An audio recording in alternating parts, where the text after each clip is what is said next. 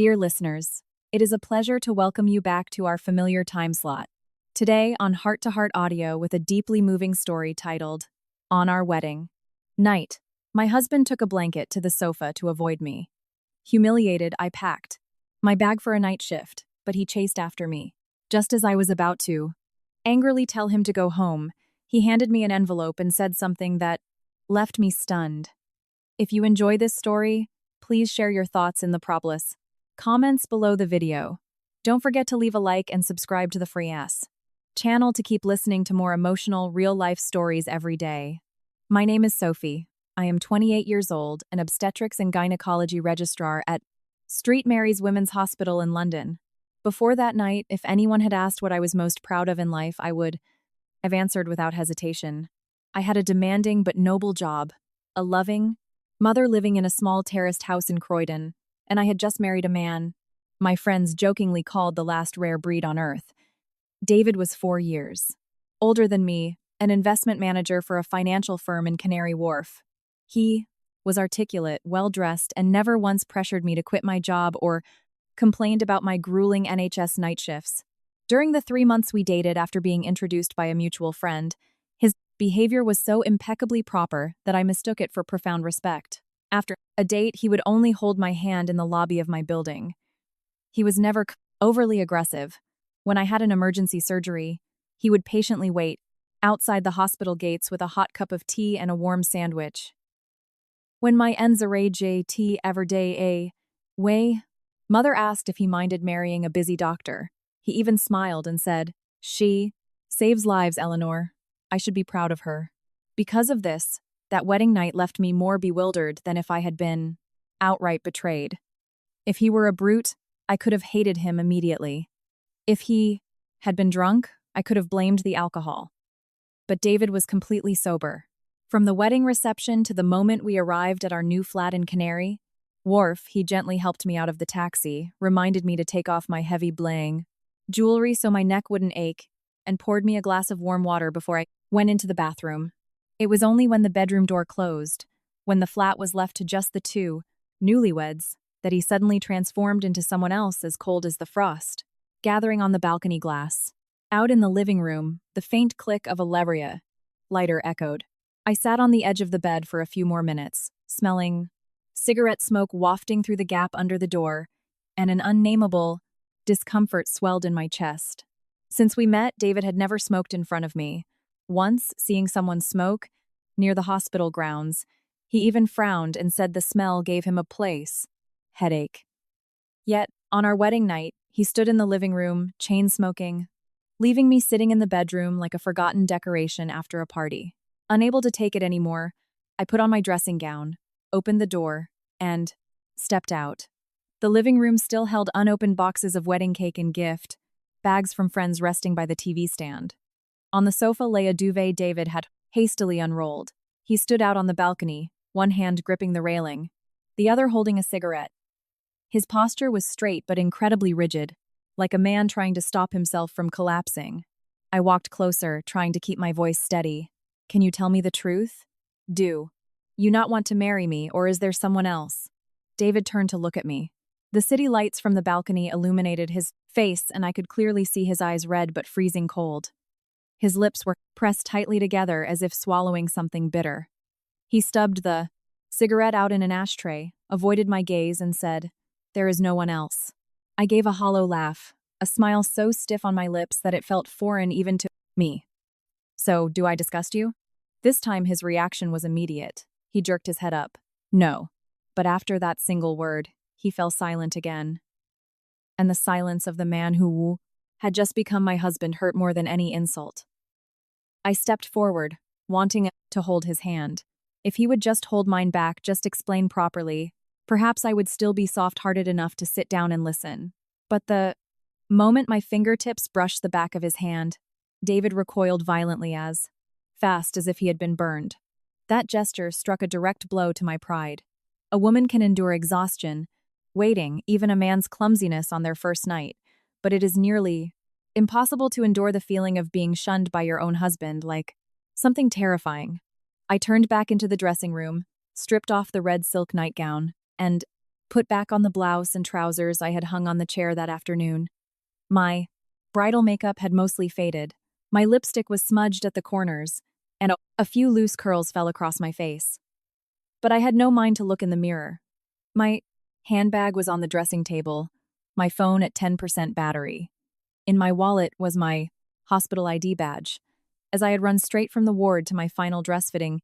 The afternoon before, I blindly shoved my lipstick, phone, and keys into the comms bag, pulled open the bedroom door, and stepped out, trying to keep my voice from breaking.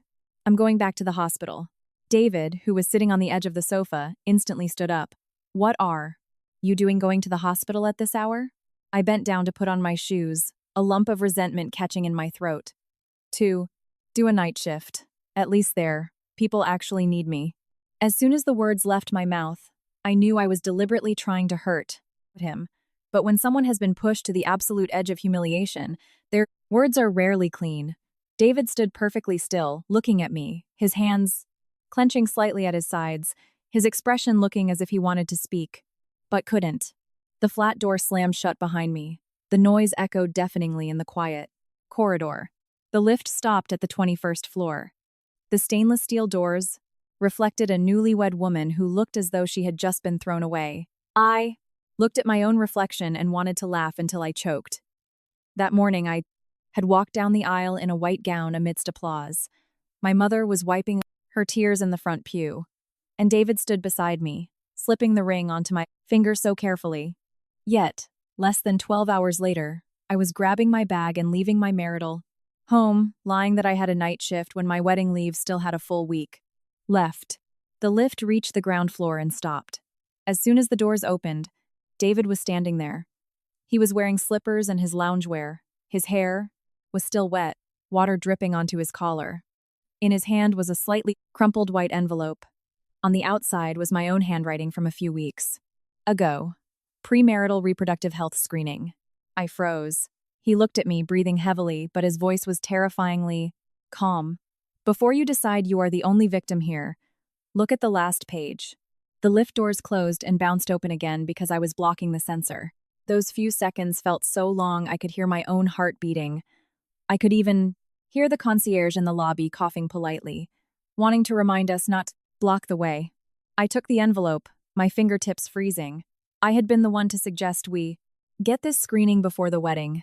It wasn't mandatory, but my profession made me accustomed to checking everything clearly before entering a marriage. We had gone to a very discreet private fertility clinic in Marylebone for blood tests, ultrasounds, and basic fertility markers. The results came back 2 days later. I only glanced at a few normal indicators. David put the file in the drawer, and I was so busy with a surgery schedule that I didn't look closer. I tore the envelope open with such force that the paper ripped. The familiar lab results flashed before my eyes. Full blood count, liver function, blood type, infectious diseases, ultrasound. Everything was normal. So normal that it made my hands shake even more. The last page was not part of the results printed that day. It was a few photocopied medical records stapled separately. The paper was slightly yellowed, bearing the logo of a major hospital in Manchester from 3 years ago. The diagnosis hit me like a slap in the face. Non-obstructive azoospermia, severe impairment of spermatogenesis, prognosis for natural conception, extremely low, recommended for assisted reproductive counseling. I read those lines over and over, first through the eyes of a doctor, then through the heart of a newlywed wife. Non-obstructive azoospermia, a medical blank, term so familiar in my patient's files, suddenly became ruthlessly cruel when placed next to the name David Thornton. Behind it was a newer semen analysis report done on the exact day of our premarital checkup. The result was the same, no sperm found in the sample. So, not only had David known about this for 3 years, he had secretly gotten tested again right before we registered our marriage and hid it from me. I looked up at him, my throat bitter. You've known for 3 years. David stood less than 2 steps away. His eyes reddened instantly, but his back remained straight. That rigid posture made my heart ache in a bizarre way. It was as if he had practiced standing before this verdict for so long that, even When caught by me, he tried to maintain a man's final shred of dignity. He replied hoarsely, "Yes, 3 years ago. 3 years ago. Before I even knew a man named David Thornton existed on this earth, before he walked into my life with his gentlemanly kindness, and before he stepped into my wedding night with a freezing cold medical report. He had known his body harbored a secret, powerful enough to collapse an entire marriage." I looked at the man in front of me. The lift doors kept opening and closing behind me. In my hands were papers that, had I been in the hospital, I could have calmly explained to a patient with professional detachment. But at that moment, I wasn't a doctor. I was his wife of a few hours. David reached out as if to take the file back, but I took a half step away. That tiny movement made his eyes darken. I heard myself asking, my words so light, they felt weightless. "So, from our first date, from the coffee shop, from when you proposed, from when our families discussed the wedding, you knew everything." David closed his eyes for a second, his Adam's apple bobbing with difficulty, and he nodded. I let out a laugh, but the sound quickly morphed into a choked sob. "Brilliant. You played the role of a perfectly normal man. Fucking brilliant." David's face turned completely white. The concierge at the desk must have sensed the tension, keeping his head down, pretending to stare at the CCTV monitors. A young couple walked past. The wife, in her pajamas carrying a rubbish bag, slowed down out of curiosity before her husband pulled her away. Life is like that. Your personal tragedy is often just a momentary curiosity for someone else. Before bedtime, David said hoarsely, "Sophie, can we go upstairs to talk?" I looked at him and suddenly found it hilarious that, even now, he wanted to save face in a public place. "Are you afraid people will hear? Are you afraid they'll know you're ill? Or are you afraid they'll know you married a woman without telling her the truth?" That question made his jaw tighten. After a long moment, he replied, "I'm not afraid of being ill. I just don't want you standing here shaking like this." Hearing that, my heart stuttered for half a second, because the hand holding the file was indeed trembling so much. The paper rustled, but the momentary softness was instantly yanked back to reality by the diagnosis on the last page. I turned and walked out of the lobby. The December night air in London was freezing, biting through my thin blouse. After a long day of wearing a heavy dress, smiling at relatives, and greeting guests at every table, my body was already exhausted, so even a slight gust of wind made my shoulders huddle. David hurriedly followed, keeping exactly an arm's length away, as if terrified that, if he touched me, I would shatter. Outside the building, the streets were quiet.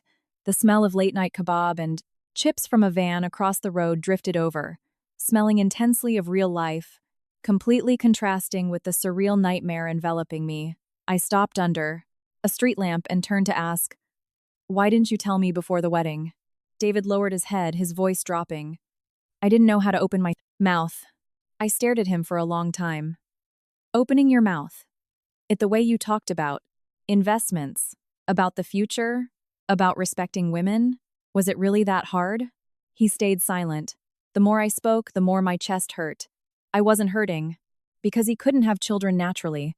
I was hurting because every beautiful memory of the past 3 months was now coated in a layer of suspicion.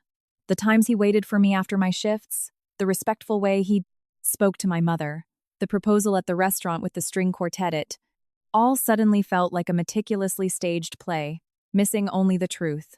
David brought a hand up to wipe his face. When his hand dropped, his eyes were clouding, brimming with tears. "I meant to tell you. So many times. When we first met, I thought if you didn't like me, I'd just walk away. I wouldn't need to tear that wound open. But then you smiled. You talked to me about your patients, about your job, about how a baby being born could light up an entire delivery room. Listening to you, I just couldn't bear to lose you." I ground my teeth. A part of me understood that fear. Working at the hospital, I had seen enough to know how deeply men hang their heads when sitting outside the PEEPLIC urology clinic. But understanding didn't mean accepting. You didn't want to lose me, so you made sure I lost my right to choose. My voice wasn't loud, but every word was sharp. David looked as if he had been physically struck. His lips trembled before he managed to speak. "I thought I would tell you after the wedding. I thought if you loved me, I cut him off. If I loved you, I would put up with it. If I was already your wife, I'd be too ashamed to get a divorce. If both our families had already celebrated, I would have no way out. He snapped his head up, agony plain on his face, but I couldn't stop. David, don't call that love. That is a gamble. You put my life on the table and comforted yourself by thinking, maybe she'll pity me enough not to walk away. The wind blew through the trees outside the gate, dry leaves skittering across the pavement. David stood in silence, tears sliding slowly down his cheeks. I used to think a man crying would soften a person's heart, especially a man as composed as him. But that night, I only felt exhausted. People cry out of remorse, but they also cry because they got caught. I didn't know which category his tears fell into, and that made me hurt even more. He whispered, "I'm sorry." I clutched the envelope to my chest and shook my head. Are you sorry because you hurt me? Or are you sorry because your plan got exposed on our wedding night? It was a cruel question, I knew, but my heart had no room for complete kindness. At that moment, David looked at me, his voice breaking. Sophie, I didn't plan to trap you. I was so scared. For 3 years, I went everywhere, from London to Edinburgh, anywhere there was hope. The doctors said the chance of natural conception was virtually zero. Some told me to use a sperm donor, some said, adopt. Some said, you're a man. As long as you make money, it's fine. But you don't understand. Holding that result, I felt like my name had been crossed out from a normal human life. I looked at him, my heart skipping a beat. I understood. I understood all too. Well, in the maternity ward, I had met countless infertile couples. I had seen wives berated by mothers-in-law for not getting pregnant. I had seen husbands secretly get tested and weep in the corridors like children. Infertility isn't just a physical condition. It's a slash to one's pride, gender roles, and the fruev, archaic social expectations that hover over every family dinner. But exactly because I understood, I couldn't immediately forgive him. He knew how massive that pain was, yet he dragged me into it without asking if I was willing to share the burden. I spoke slowly. I don't despise you for being ill. I despise you for hiding it. To marry me. David shuddered. I continued, my voice hoarse from crying, but my mind strangely lucid. If you had told me from the start, I might have been scared. I might have said no. I might have stayed. But whatever I chose, it would have been my choice. Instead, you forced me to put on a wedding dress, forced my mother to cry tears of joy, forced me to stand before your family and call your mother Mom, and then you threw the truth in my face in the middle of the night. You call that love? David lowered his head, his shoulders slumping. He didn't argue back, and his lack of defense made me feel even colder. I suddenly remembered the afternoon before the wedding. His mother, Margaret, had pulled me aside in her living room, smiling warmly. Sophie, David is my only child. When you two have children, the house will be so full of life. I won't pressure you, but I do love little ones. At the time, David was standing by the window. Hearing that, he just looked down and adjusted his watch, a very strange expression fleeting across his face. I had thought he was just shy. Now I realized it wasn't shyness, it was sheer terror. And if Margaret could say that in front of him, was she truly, completely unaware? David reached into his coat pocket and pulled out a set of keys and a folded stack of papers. He held them out to me, his voice raspy. I bought the flat before the wedding. But yesterday afternoon, I had my solicitor draft an agreement. If you want a divorce, I will give you half the value of the Fimenage property. The same goes for my savings. I don't want you to lose out. I looked at the keys in his palm and suddenly laughed. Do you think I need money to feel less pain? He frantically shook his head. No, I just want to give something back to you. I cut him off. Give back what?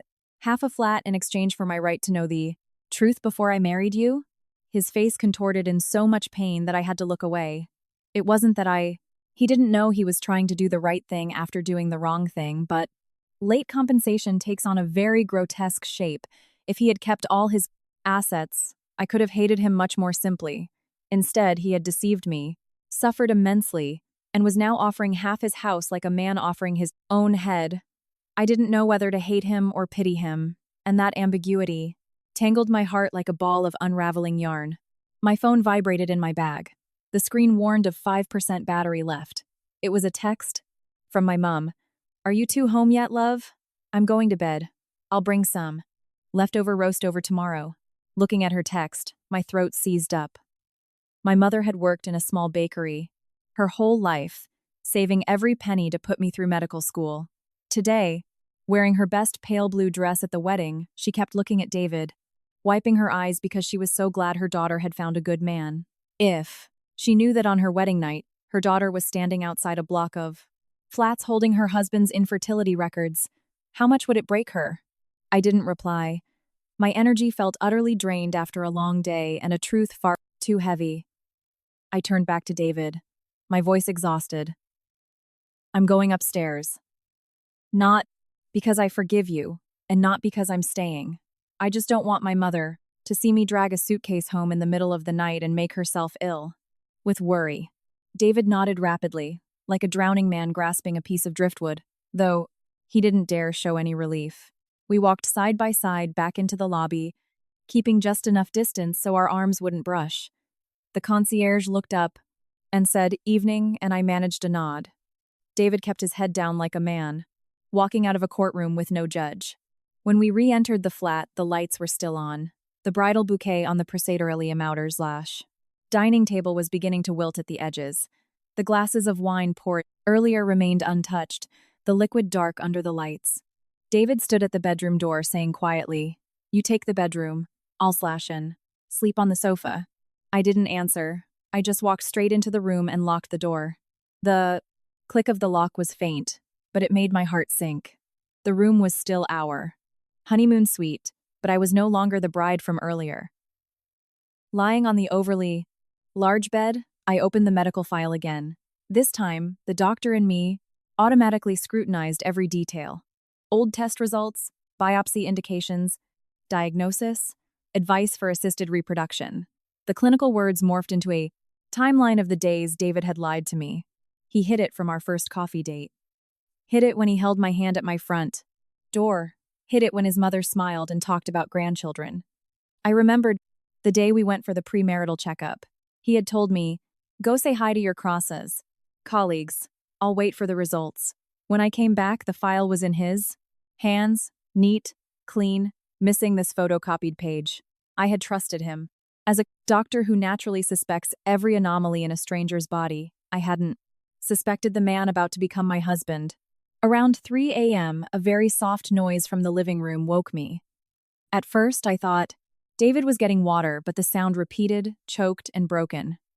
I sat up, walked barefoot to the door, and opened it a crack. The living room lights were off, only the city glow filtered through the sheer curtains. David was sitting on the sofa, his face buried in his hands, his shoulders violently shaking. He was crying silently, terrified I might hear. The man who had just hurt me so deeply I wanted to run away was collapsing in our marital home right beneath. The framed photo of us smiling at our guests that afternoon. I watched for a few seconds, then closed the door. My heart didn't feel lighter, nor did it harden. There was just something incredibly heavy sitting in my chest. That night I realized that sometimes people hurt you not because they don't care, but because they are in so much pain themselves that they become entirely selfish. But knowing that didn't make my wound any smaller. I managed to sleep a little near dawn. When I woke up, David had already left. On the dining table there was toast, scrambled eggs, a glass of warm water, and a sticky note. "I've gone to the office. Take some more rest. If you want to go to your mum's, I'll drive you." I stared at the note for a long time, then crumpled it up and threw it in the chorus bin. It was childish, but at that moment I needed to do something to remind to myself that I still had the right to be angry. The moment I plugged my phone in, my mum called. I picked up, trying to sound normal, but she only asked one question. "Did you have a good night, darling?" The tears fell before I could hide them. I turned toward the window, looking at the city waking up in the pale sunlight, and lied with a cracked voice. "Mum, I want to come home and stay for a few days. I miss you." The other end of the line went quiet long enough for me to know she had heard the abnormality in my voice. But she didn't press. She just said softly, "Come. Home then. I'll make a nice roast for you." I changed clothes and packed a few things into a small hold-all. Before leaving the flat, my eyes lingered on David's slippers, placed neatly next to the sofa. The blanket he used was still rumpled, the ashtray on the balcony full of butts. On the shoe rack was another envelope with my name in his handwriting. I opened it to find a 2-page letter. The first line read, "Sophie, if you are reading this, I probably didn't have the courage to stand in front of you any longer." I stopped reading and folded it back up. Right now, I didn't need another beautifully written confession.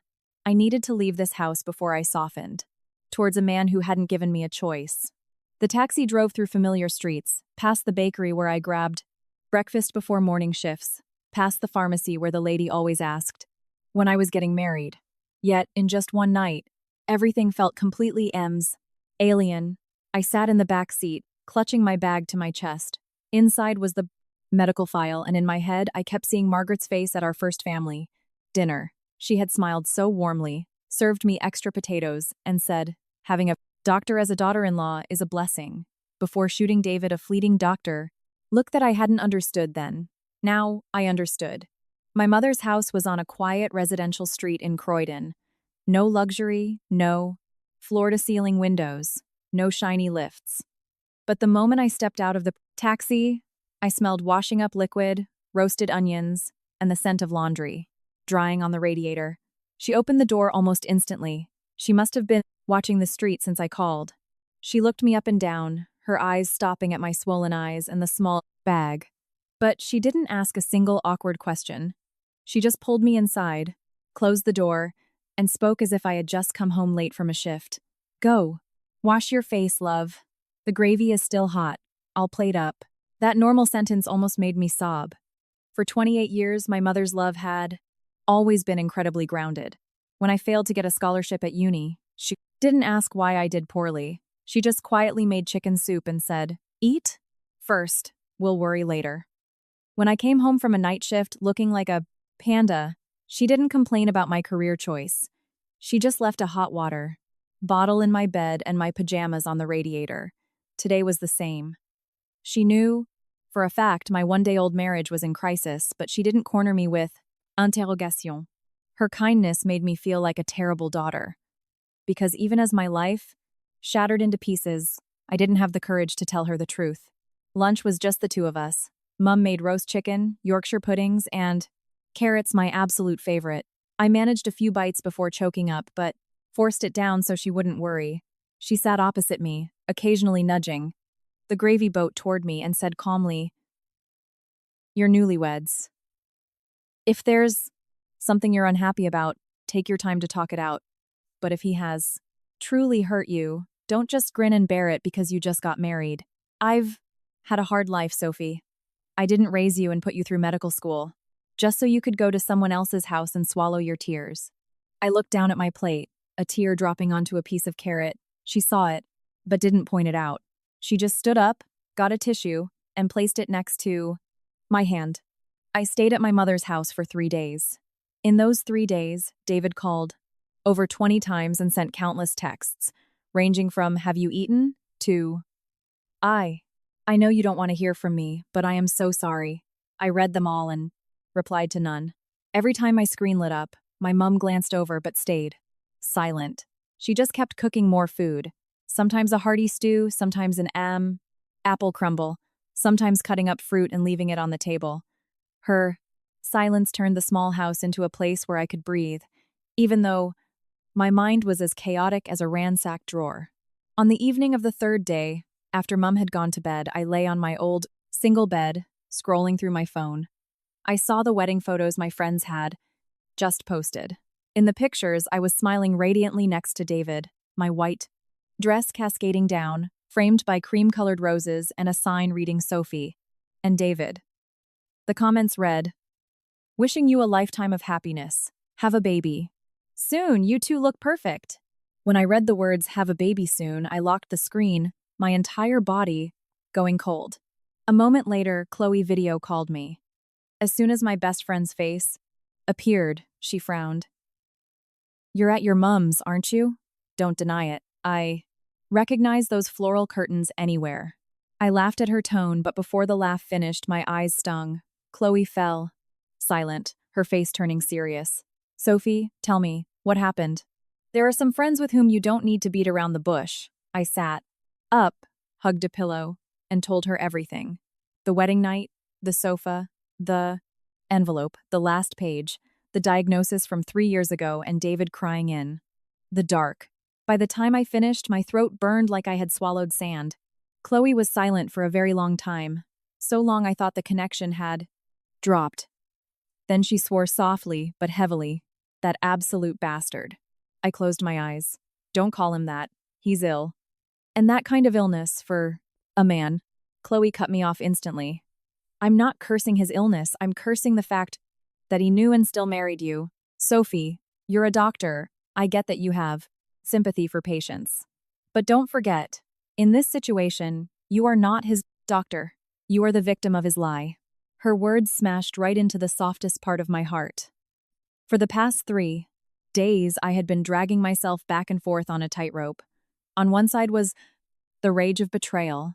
On the other, pity for David's deep insecurity. Chloe wasn't letting me hide behind the word pity anymore. She lowered her voice, but every word was crystal clear. If he had told you from the start, you'd have the right to think about it. Maybe you still would.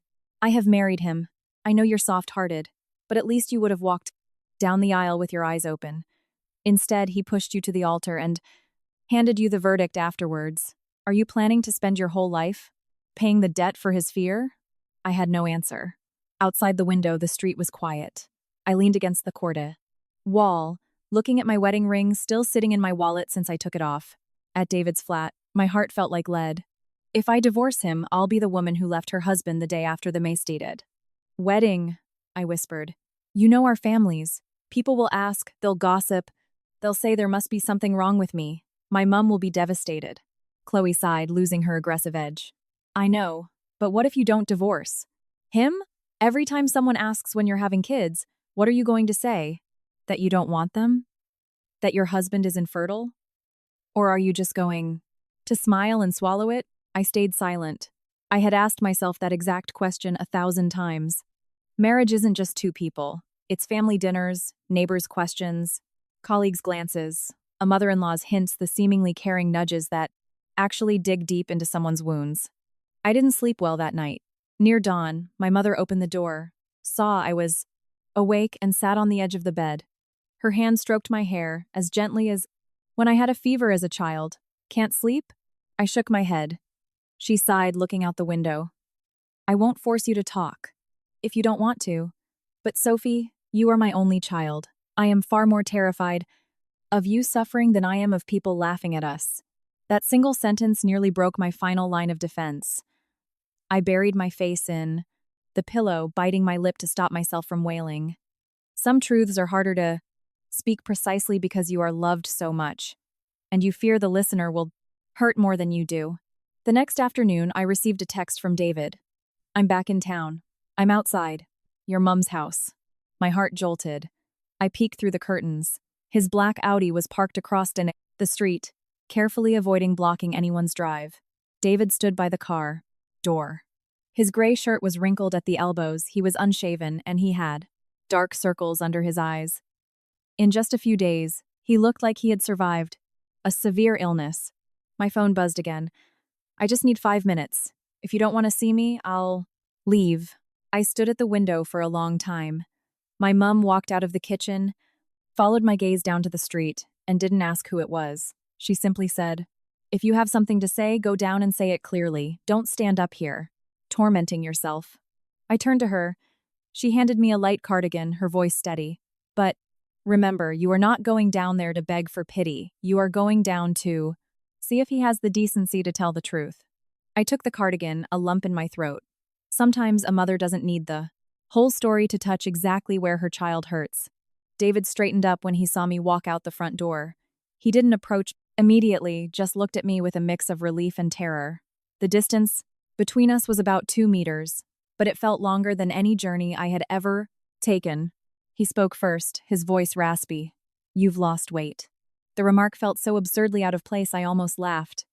3 days doesn't make anyone lose that much weight. What do you want to say?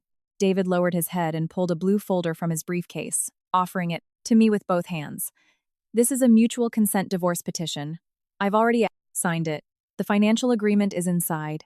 You keep the flat for as long as you need, or if you sell it, the split is exactly as written. Half my savings have been transferred to you. You don't need to return any wedding gifts, and you don't have to explain anything to my family. I will take all the blame. I looked at the folder, my heart clenching painfully, not because of the assets, and not because of the word divorce, but because this man had prepared all this while I was still torn between hatred and love. When did you prepare this? I asked. David replied. The night you came to your mum's, I called my solicitor.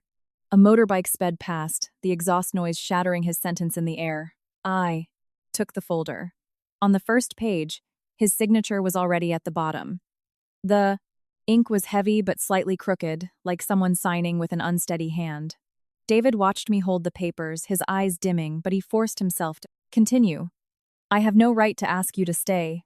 I just want you to be able to walk away, if that's what you want. This time, it's your choice. I'm not forcing you. I bit my lip, my mind in turmoil. If he had continued to be selfishly clingy, it would have been easier to stay angry. If he had blamed his illness, fate, or the pressure of being a man, I could have signed immediately. But David stood before me, handing me an exit with the eyes of a man who had lost all hope. And that hurt me in a deeply uncomfortable way. Do you think signing this makes it all go away? I asked. You tricked me into marrying you, you sign a paper, split the money, take the blame, and that's it? Nice and tidy? David shook his head, his eyes red. It's not tidy. It will never be tidy. I know you will hate me for a long time, maybe forever. But I don't want to hold on to you with pity anymore. I looked at him, suddenly hearing Chloe's voice in my head. You are not his. Doctor, you are the victim. Then my mother's voice. See if he has the decency to tell the truth. A long silence descended. David looked down, whispering, Sophie, I just want to ask one thing. Over the past few days, did you ever think, even for a second, about staying? That question burned my eyes. I wanted to say no to save my pride. I wanted to say yes so I wouldn't have to watch him stand there awaiting execution. But neither answer was entirely true. Finally, I looked him dead in the eye. There were times I felt sorry for you. There were times I hated you. There were times I wanted to sign this immediately. And times I thought that if you had just told me the truth from the start, things might have been different. But, David, I don't know if that's love, pity, or just me not waking up from the shock yet. David nodded, a tear escaping, though he didn't wipe it. I understand. He took a step back, trying to end the meeting with his last shred of dignity. You can sign it whenever you want. Let me know when it's done. If you don't want to see me, I'll have the solicitor handle the rest. He turned to open the car door. I stood on the pavement, the paper in my hand, heavy as a stone.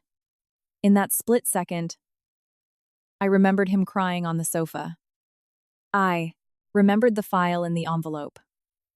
I remembered his mother talking about grandchildren, and Chloe's question, are you going to spend your life paying for his fear? Wait, I called out. David spun around instantly, a microscopic glimmer of hope flashing in his eyes. That made my chest ache. I took a deep breath, speaking slowly so I could hear myself clearly. I haven't signed it yet, but don't misunderstand. I haven't forgiven you, and I'm not promising to stay. If you want to keep talking, you have to do 3/pluses and RSA things. 1. From now on, I have full access to every single medical record, treatment plan, and risk regarding your fertility. 2. You will personally tell your mother that she is never to mention grandchildren in front of me as if nothing is wrong. 3. You are not allowed to use your illness, your tears, or your money to make me feel guilty if I decide to walk away. David stared at me, his lips trembling. After a moment, he nodded very slowly. I will do it. Before I could reply, he added, his voice choking. Even if you end up signing it anyway, I will still do it. That made my eyes burn. I looked away, not wanting him to see me soften. The late afternoon street smelled of someone's dinner cooking. Kids were shouting over a football. My mother coughed softly behind the slightly ajar front door. Life continued with its mundane sounds, even when inside someone had just made a decision without knowing if it was right or wrong. The next morning, I canceled the rest of my wedding leave and called my consultant to ask to return to the ward. My consultant was silent for a few seconds before asking, "Sophie, I've been married a few days. Why are you coming back? Isn't your husband taking you on a honeymoon?" I stared at the unsigned divorce papers sitting on my old childhood desk, the corner creased where my finger had rubbed it, and replied as normally as possible. "We had a family issue. I can't really rest at home anyway. Let me come back to work. I'll breathe easier." Street Mary's Women's Hospital was as chaotic as always. The tannoy system calling out numbers, the smell of antiseptic, formula milk, and damp raincoats blended into a unique scent. The moment I walked through the doors, I knew I was back, where I belonged. Here, at least, I knew what to do. Medical files had protocols. Diagnoses had evidence. If it hurts, you investigate it. It wasn't like a marriage, where you can bleed right in front of your own eyes and have no idea where to apply the bandage. The nurses were shocked to see me. Fiona, the charge nurse, looked up from her charts, her eyes wide. The blushing bride. "I thought you were in the Maldives. Or somewhere fancy." A younger nurse teased, "Missed your patients too much? Leaving your new husband? For us?" I played along, keeping it light. "He's busy, we're saving the honeymoon for later. Besides, we're short-staffed." I felt guilty sitting at home. The lie was smooth.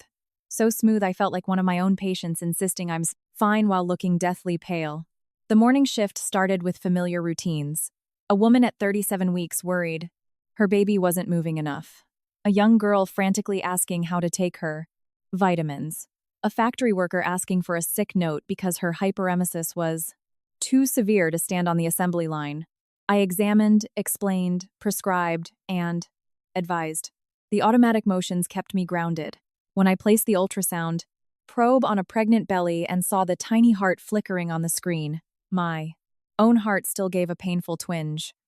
But immediately the young mother beside me asked, her voice trembling, "Doctor, is my baby okay?" and pulled me back. I smiled and pointed at the screen. "Perfectly fine. The heartbeat is strong. Don't scare yourself." Around 10 a.m., Clinic Room 3 received an infertile couple. The wife, Mia, was 25, petite, with a gaunt face and dark circles under her eyes. She sat in the chair opposite me, twisting the strap of her tote bag until her knuckles were white.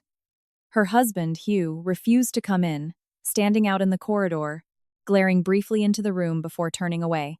Through the glass, I could see he was about 30, wearing a crisp shirt and trousers, but his shoulders were hunched defensively. Mia placed a stack of test results on my desk, her voice a whisper, terrified. "Someone might hear. Doctor, please help. We've been married 2 years and no baby. My mother-in-law blames me. Every month she brews these awful herbal teas and forces me to drink them. They make me gag just smelling them. I went to another clinic, and the doctor said I was fine. They suggested my husband get checked, but every time I bring it up, we have a huge row." When she said the word row, her eyes went red, and she gripped her bag even tighter. I opened the file. Hormone profiles, ultrasounds of her uterus, ovaries, and fallopian tubes. Everything was perfectly normal.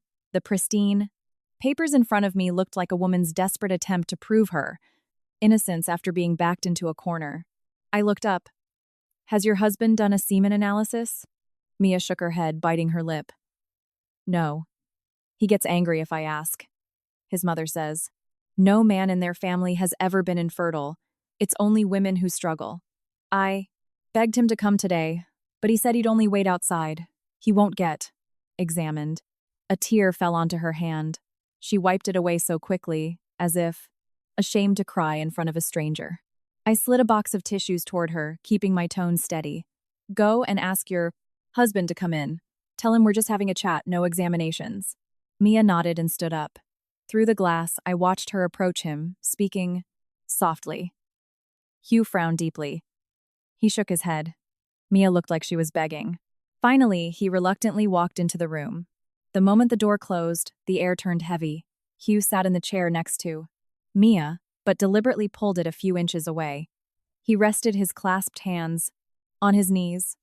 Watching that gesture, an image flashed in my mind. David standing in the lobby, back straight, eyes red, desperately trying to maintain his lobby bow. Dignity before a piece of paper.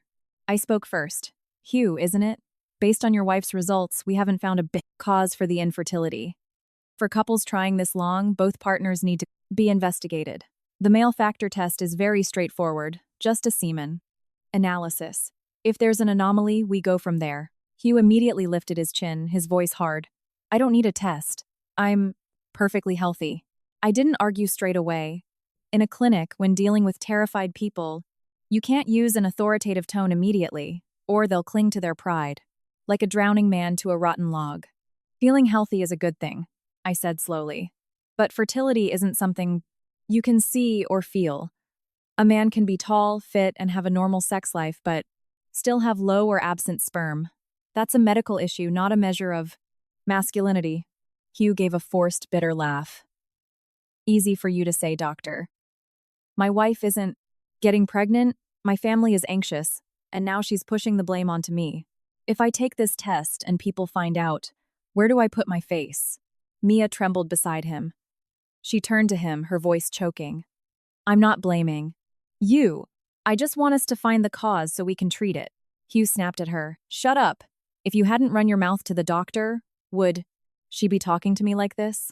It wasn't a shout, but it was enough to make the room freeze. I placed my pen down on the desk. The click was faint, but it made both of them look at me. Hugh, you have the right to decline the test if you aren't ready. But you do not have the right to force your wife to bear all the blame and suspicion just to save your face. Hugh froze, his expression morphing into hostility. I maintained eye contact, my voice not raised, but every word sharp. If your results are normal, we look for other causes. If there is an issue, we treat it. But if you refuse to get tested, your wife will keep drinking those teas, keep being doubted, and keep wondering what she did wrong. Do you think that's fair? Mia bit her lip, tears streaming down her face. Hugh sat in silence for a few seconds, then abruptly stood up. I'm not doing any test. Think what you want. He yanked the door open and stormed out, leaving the lab requisition form I had printed sitting on my desk. Mia scrambled up to chase after him. But before reaching the door, she turned back to look at me. It was a look of pure gratitude mixed with utter despair, like someone who had finally been shown the exit, only to have their partner firmly blindfold them again.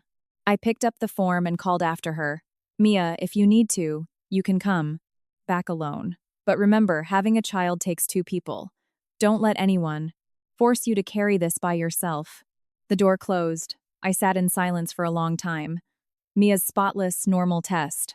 Results lay on my desk, but her fate was far from normal. I thought of David. 3 years ago, he probably sat just like Hugh in a urology clinic, his head bowed, his hands turning to ice while waiting for the results. But unlike Hugh, David had taken the test. He knew the truth, and he chose to hide it from me. A man who avoids a test is cruel to his wife. A man who knows the truth and still silently drags a woman into marriage is even more cruel. At lunchtime, Fiona brought me a sandwich and a soup. Are you really all right? Sophie? You look pale. I smiled, taking the spoon from her. Just didn't sleep much last night. She gave me that specific look. Seasoned NHS staff have the kind that isn't fooled by I'm fine. But she didn't pry. She nudged the soup towards me. Eat. If the doctor collapses, the patients start worrying. Her half-joke made me genuinely laugh, and the sound eased the tightness in my chest just a bit. That afternoon, as my shift ended, a light London drizzle began to fall. I walked out the staff exit, my shoulders aching from sitting all day. David was already there. He wasn't parked right at the main entrance where my colleagues I could tease me like before. He was standing under the awning of the pharmacy, across the street, holding a paper bag. One shoulder of his shirt was wet from the wind-blown rain. Seeing me, he took a half step forward, then stopped. Remembering my rule about not using pity, he held out the bag. I brought some food, he said, his voice slightly hoarse. Your mum said you left in a rush this morning and probably hadn't eaten properly. I looked at the bag. The smell of a warm roast chicken and stuffing sandwich drifted out, my favorite from the deli near the hospital. You called my mum? David nodded hesitantly. I just asked if you were eating okay. She didn't say much else. I took the bag without thanking him or inviting him inside. A moment later, he continued, I'm not coming up. You eat and get some rest. I was about to turn away when his phone vibrated. He glanced at the screen, hesitated, and then, like a newly formed reflex, turned the screen toward me. Dr. Harrison confirmed your consultation for tomorrow. It was an appointment at a private fertility clinic in Harley Street. It was a mundane text, but it made a lump rise in my throat. Before, he hid every document, every appointment, every fear. Now, he was showing me his phone, like a child learning not to lie. I looked away, keeping my distance. If you're going to get checked, take it. Seriously. Don't just do it for show. David nodded rapidly. I know. He stood there for a few seconds, the rain forming a misty veil behind him. Sophie, I spoke to my mother today. She cried, but I made it completely clear. From now on, she is not to mention grandchildren. In front of you, I also told her the fault is entirely mine. I stayed silent. One sentence couldn't mend a shattered wedding night, but at least it placed the first brick into the hole he had smashed. The warm sandwich in my hand began to thaw my fingers. I looked at David. The dark circles under his eyes were deep, his stubble was growing in, and his usual polished canary wharf veneer was completely stripped away, revealing a tired, terrified man. A part of me wanted to ask if he had eaten, but I swallowed the question. Some habits of care need to be suspended. Otherwise, it's far too easy to confuse. Pity with forgiveness. That evening, I ate alone in the staff break room. The sandwich was still warm, and he had packed a plain yogurt and ginger sweets for my night shift. I felt a surge of irritation that David still remembered so many tiny details about me, and those tiny details made his grand deception even more agonizing. My phone lit up. A message from him. Dr. Harrison said for my case we could try micro-TC to extract sperm. The success rate is low, around 30%. I want to try. Not to force you to stay, but so I can look myself in the mirror again. I read the text 3 times. Out in the corridor, a newborn cried out before lighter. Being shushed. On the desk in front of me, Hugh's unfulfilled lab form sat in the tray. Beside it was Mia's follow-up appointment, which she might not even bursenet. Daria attend. I suddenly understood that illness isn't the most shameful thing. The most terrifying thing is when a person, out of shame, drags someone else into the darkness with them. The screen was still lit. I typed for a long time before finally sending one word. Okay. Just one word. Not forgiveness, not a promise. But for me, at that moment, it was cracking the door open to let the truth step in. As for love, if it still had the strength, it would have to walk in on its own 2 feet later. The next morning, David arrived at the Harley Street Clinic very early. He texted me the address, the time, the doctor's name, and the room number. The messages were brief, like corporate updates, but I could read the profound clumsiness in them. A man who had hidden his most crucial medical records from me was now sending photos of his Q ticket, forcing himself to stand under the spotlight. I hadn't planned to go. Logic told me I didn't need to play the devoted wife after being conned. But as the appointment time neared, my hand grabbed my car keys, and my mouth told Fiona I was stepping out for a family emergency. The clinic was impeccably clean and quiet, with pale blue waiting chairs. People didn't speak loudly here.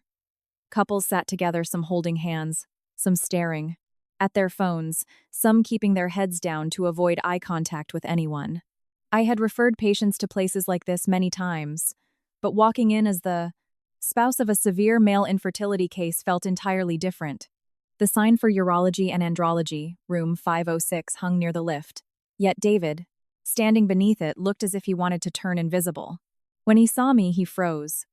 A spark of joy flashed in his eyes, but he quickly extinguished it, terrified that showing happiness would pressure me.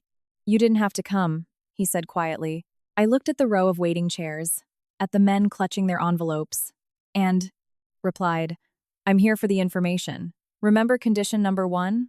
I get to know every record, possibility, and risk. David nodded. Just one nod, but I saw his Adam's apple bob furiously, like he was swallowing down both shame and immense gratitude. Dr. Harrison was a man in his 40s. He spoke calmly, without beating around. the bush, yet without making the patient feel judged. He had studied alongside one of my senior consultants, so he was mildly surprised to see me. I took the lead. I'm his wife, but today I'm here as a patient's relative. Please speak plainly. Dr. Harrison glanced at David, then opened the file on his computer. The results, old and new, appeared. 0 sperm in the ejaculate, abnormal hormones. Ultrasound showing no obstruction. Past biopsy indicating impaired. Spermatogenesis. The words laid the truth on the table, so starkly that no one could dodge it anymore. David's case is non-obstructive azoospermia, Dr. Harrison explained slowly. In plain terms, the issue isn't a blockage. The factory itself is struggling to produce. In some cases, we can find a tiny amount of sperm hidden deep in the testicular tissue using a surgical procedure called microtessay. If we find it, we freeze it for IVF with ICSI. But the success rate isn't high. I want you both to be prepared. It's about 30%. It could be slightly higher or lower depending on what we see in theater. David sat next to me, his hands on his knees, his fingers interwoven so tightly, his knuckles were white. I interrogated the doctor on the risks, costs, failure rates, freezing, protocols, and alternative options if extraction failed. My questions were clinical, professional, and so calm, it even surprised me. Perhaps wearing the armor of a doctor was easier than wearing the vulnerability of a betrayed wife. Dr. Harrison didn't sugarcoat it. The cost for surgery, freezing, and subsequent IVF cycles is significant. We're talking tens of thousands of pounds, privately. And that doesn't account for the physical toll and time required from the female partner. Hearing that, I looked at David. He was already looking at me, his eyes heavy, with guilt. That evening, Margaret called me. I stared at the caller ID for a long time.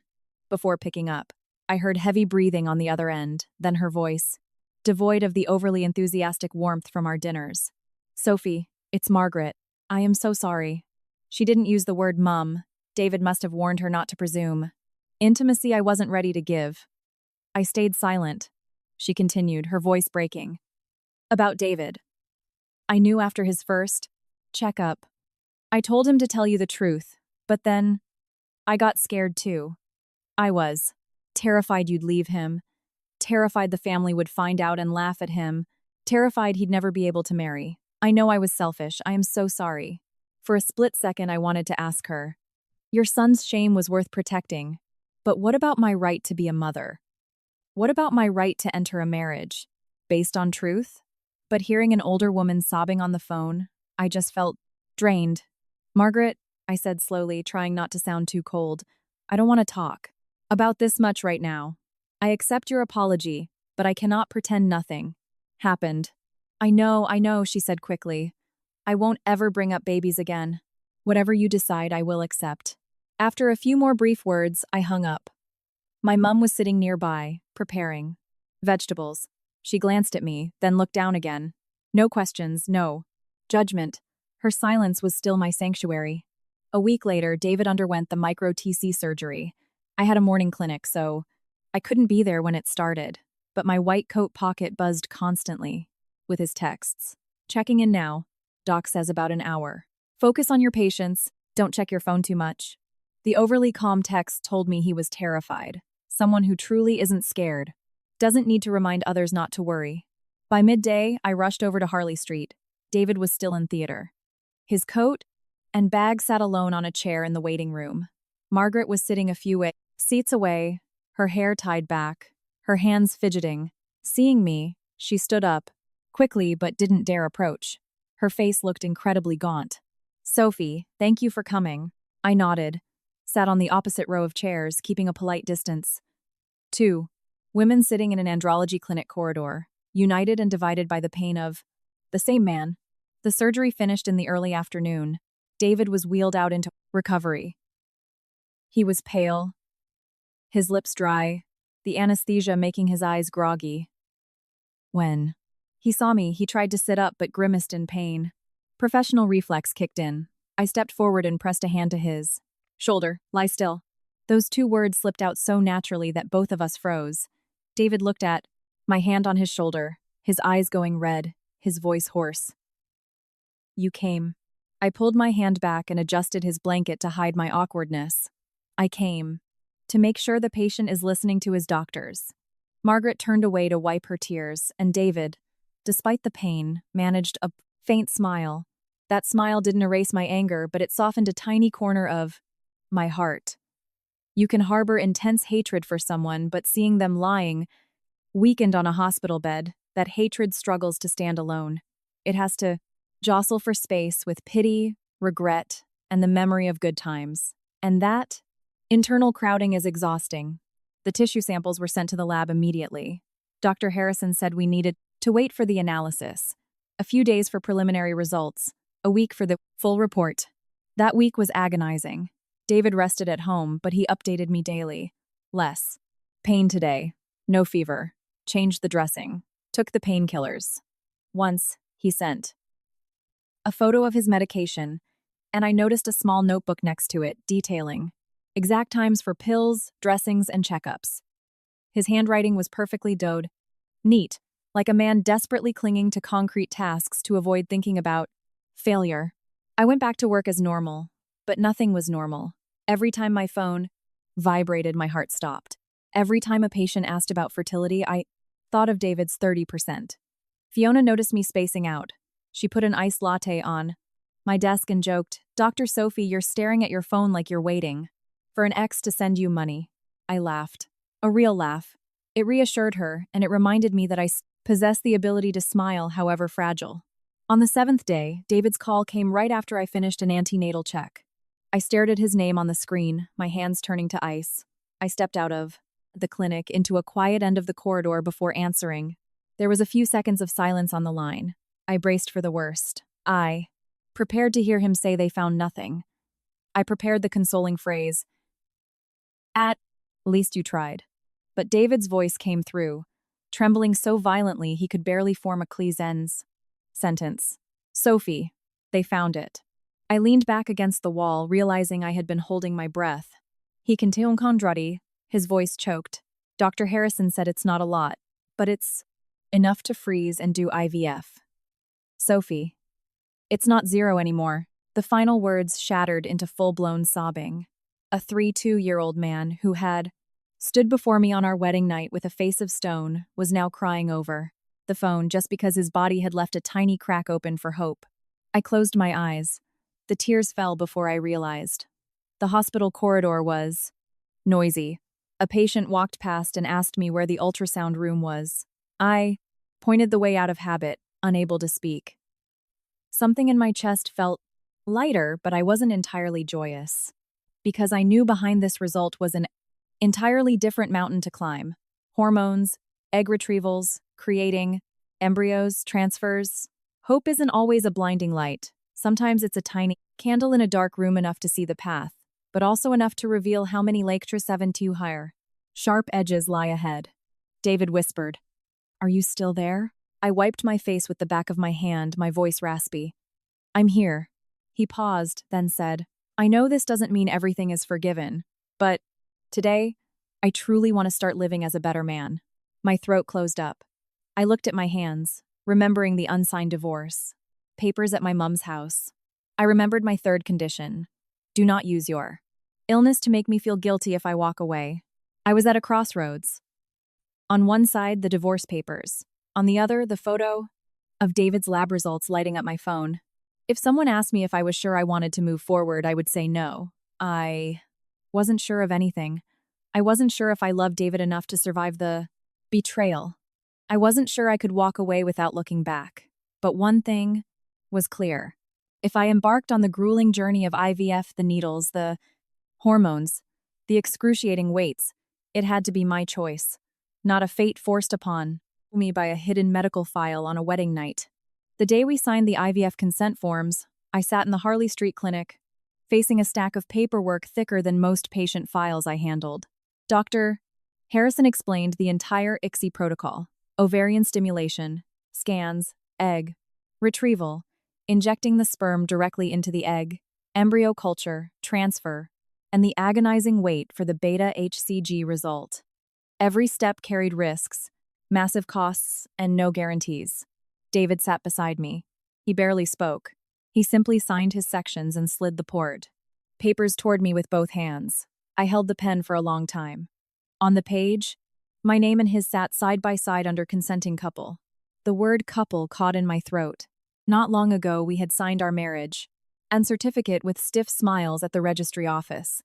Then, he had been hiding a secret massive enough to destroy us. Now, I was signing another contract, but this time the cards were all on the table. There was no hidden page in the dark. That realization made my hand tremble, but I signed my name to the end. When the stimulation injections began, a small box of medications took upside the word in residence in my mother's fridge. Every evening at the exact same time, David came over. He sat at the dining table, opened the box, and read the dosage. Instructions, even though I knew them blindfolded. At first, my mom didn't know the specifics. She thought I was treating a hormonal issue post-wedding and asked out of concern. I didn't want to lie. Forever, but I wasn't ready to expose David entirely, so I simply said we were getting fertility help. She looked at me for a long time, her eyes full of unspoken questions, and finally warned. Whatever you do to your body, think carefully. Don't sacrifice yourself out of pity for a man. For the first injection, David held the pen. He washed his hands so thoroughly that my mum muttered as she walked past. Are you operating on her bowels? Why? Are you scrubbing for so long? I almost laughed while David turned bright red. He knelt in front of me, and as Ioweri, alcohol swab in hand, staring at the small pinch of skin I held on my stomach. His voice was hoarse.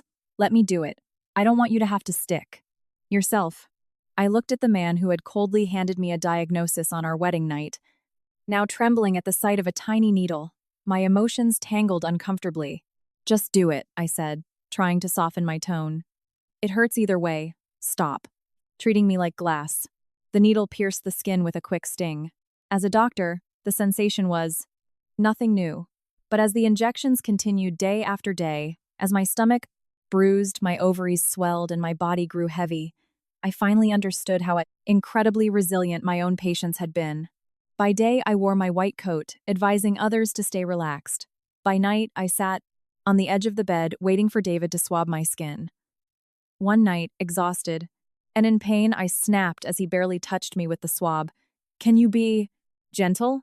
He froze instantly, his face draining of color like he had committed a cardinal sin. Seeing that expression made me even angrier. I didn't want my physical pain to become yet another cross for him to bear.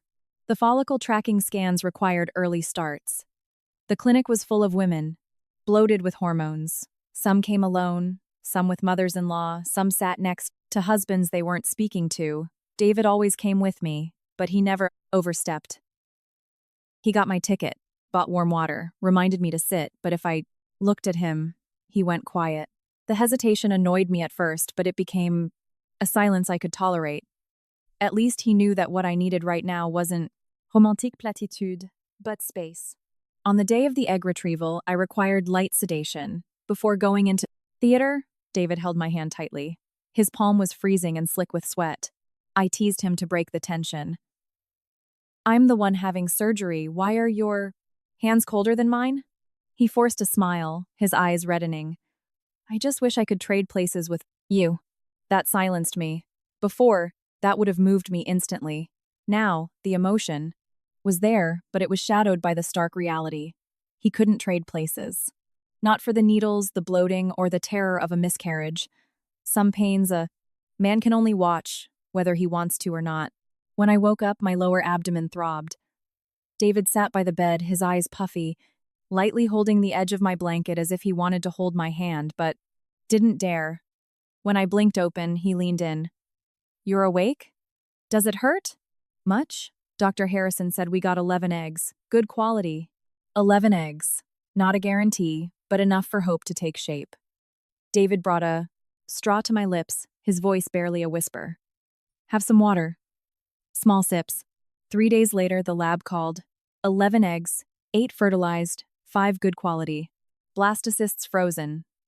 David read the text standing in my mother's living room. His eyes went red, and he smiled like a man reprieved from death, yet too afraid to cheer. My mother looked at him, then at me. She seemed to realize this was far more serious than a basic hormonal issue. She didn't ask. She just walked into the kitchen, brought out a pot of chicken soup, slammed it on the table, and said, "Whatever it is, you eat first. You can't achieve big things on an empty stomach." David bowed his head in thanks, and I laughed out loud. The sound lifted the heavy air in the house. The first embryo transfer happened on a drizzly morning. I lay on the bed, watching the ultrasound monitor as a tiny bright flash was deposited into my chromis. Uterus. For patients, it's a sacred moment. Many cry. For me, it was both sacred and terrifying. I knew exactly how long the road was from a transferred embryo to a healthy baby. David stood beside me, gripping my hand. His palm was still sweaty, but this time, I didn't pull away. The 2-week wait was the longest of my life. David turned into a walking encyclopedia. He Googled everything. What to eat, how to lie down, how much to walk. Could I laugh loudly? Could I sneeze? I got so annoyed I yelled at him. "If you read one more Mumsnet thread, I'm blocking your internet." David instantly placed his phone face down on the table, looking like a schoolboy caught cheating. My mother, cooking in the kitchen, chuckled. "He's just worried sick, let him be." I looked at her, then at David, who was now peeling an apple into an embarrassingly mangled shape, and felt my defenses lower. On day 14, I refused to do a home test. David drove me to the clinic for a blood test. During the 2-hour wait, he sat beside me, back straight, hands clasped. I noticed his fingers trembling slightly. "Stop shaking," I said, trying to sound normal.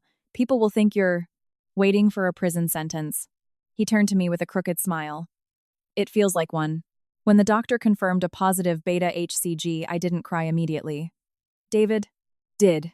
He froze, turned his face away, and his shoulders shook. Dr. Harrison smiled gently. "The initial numbers are good, but we need to monitor closely." I knew that. I knew it too well. But stepping out into the corridor, David suddenly sank into a chair, buried his face in his hands, and sobbed through his fingers. I stood there, wanting to tell him he was overreacting, but I couldn't bear to. After everything, a man who thought he'd been struck off the roster of the fatherhood was hearing that inside his wife grew a life sparked by his own tiny sliver of hope. The early weeks of pregnancy passed cautiously. David didn't dare tell anyone. He just put a calendar on the fridge, marking scan dates in red ink. My mother remained silent for a long time, then went to light incense at my late father's shrine, her lips moving in silent prayer. Margaret cried so much on the phone that I had to hand it to David. I hadn't stopped being angry at her, but for a moment, hearing the overwhelming joy of a mother who thought her son would die childless, my heart tangled all over again. At 6 weeks, the scan showed a gestational sac, but the fetal heartbeat was weak. The doctor told us to wait and monitor. David held my hand from the clinic all the way to the car in complete silence. That night, he sat on the balcony, staring at his phone, searching terms like weak fetal pole, slow growth, miscarriage rates. I walked out and sat next to him. "If this doesn't work out," he whispered to the night, "will you be disappointed?" "Yes," I answered honestly. He went pale. I continued, slower this time. "But I won't hate you more for it. Pregnancies stop developing for a million reasons. Don't rush to take all the blame." He bowed his head, tears dripping onto the back of his hand. I didn't wipe them away. Sometimes a person has to cry their share. But as I stood up to go, inside, I let my hand rest on his shoulder for a brief second. Just a second. David sat frozen for a long time. By week 8, the heartbeat was gone. The doctor said it as gently as possible, but having delivered that exact sentence to my own patients, I knew there was no softening the blow. On the Play6.io's 12 screen, the tiny dot that had made us hold our breath lay silent, no longer flickering. Tears slid down my temples, but I didn't sob. As a doctor, I'm understood. As a mother, I was crushed. The D&C dilation and curettage was scheduled for that afternoon. Lying under the harsh surgical lights, I thought of all the women who had gripped my hand, asking, "Doctor, will it hurt? Is my baby really gone?" I had always answered with clinical tenderness, but lying in their place, I finally realized those questions weren't looking for medical answers. They were the desperate pleas of mothers with nothing left to hold on to. When the anesthesia pulled me under, My last thought wasn't of David, but of that weak flickering dot. I had so hoped it would grow stronger. When I woke up, David was sitting by the bed, his eyes swollen. He took my hand, his lips trembling before he spoke. "I'm sorry, it's my fault." I looked at him, too exhausted to even be angry. "No," I whispered. "Don't make the baby into someone's mistake." But I knew the words wouldn't penetrate. David's guilt was a bottomless pit. Every tragedy fell into it and bore his name. He looked at my pale face, at my hand resting on an empty stomach, and wept like a man who had just lost the very one last thing, proving he wasn't useless. I took a week off to recover at my mother's house.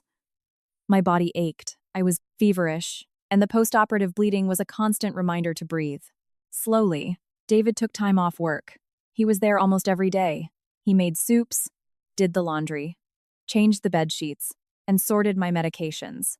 Once, I woke up at noon to find him sitting on the floor by my bed holding the old ultrasound photo, his eyes red.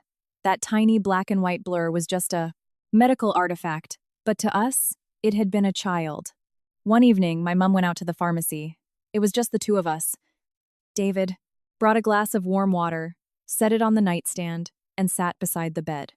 The bedside lamp cast shadows on his face, making his sharp features look hollow. He looked at me for a long time and then said, his voice grating, "Sophie, we're not doing this anymore." I thought I misheard and pushed myself up on my elbows. "What?" He looked down, clenching his fists. "Let's stop. I don't want you to suffer. Anymore." Rage flared up inside me so fast I forgot my physical weakness. "You want to make the decision for me again?" He looked up, his eyes bloodshot. "No, I just can't bear it, watching you take those needles, seeing you in pain after the retrieval, watching you lie in that theater today. I can't take it anymore." I laughed, tears spilling over. "You can't take it, so I have to stop? It's my body. It's my pain. It's my loss. And yet, when it comes to deciding whether to stop or continue, you think you get to speak for me?" He stood up, stepping closer, but didn't dare touch me. "I'm terrified that in the end you'll get nothing but agony." His voice broke, sounding almost like a plea. I looked at the man, my heart breaking, but I didn't back down. "What I am most terrified of isn't pain," I said, every word clear despite my tears. "I am terrified that, after everything, I still don't get to choose. On our wedding night, you hid the truth. Now, you feel sorry for me, so you want to let go on my behalf. David, do you understand? Love that doesn't ask the other person for their input, even when dressed up as sacrifice, is still pure selfishness." He stood frozen.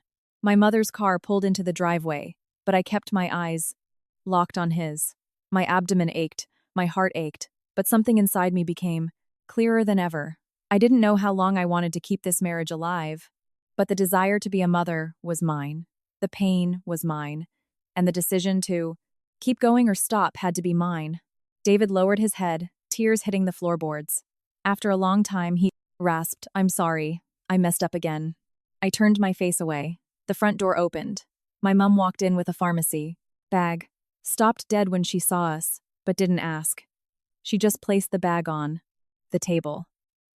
In that small room, between an ultrasound of a lost heartbeat and a glass of warm water, David finally realized that if he wanted to love me, he had to learn to stand beside me, not stand in front of me trying to block the storm. My physical recovery took longer than expected. As a doctor, I knew a woman needs time for her uterus, hormones, and mind to reset after a miscarriage and a D&C. But when you are the one bleeding, the one aching, medical facts feel incredibly cold. My mother cooked endless meals: fish pie, chicken soup, iron-rich stews, and a ploke. Foul-smelling herbal tea her neighbor swore was good for the womb. I hated the smell, but I drank it because I couldn't bear the worry in her eyes.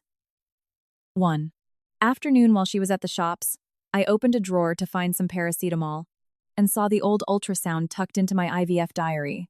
To any other doctor, it was just an unviable pregnancy. To me, it was the first time I believed I could be a mother. I held it for a long time, a tear blurring the corner of the glossy paper. My follow-up appointment was a month later.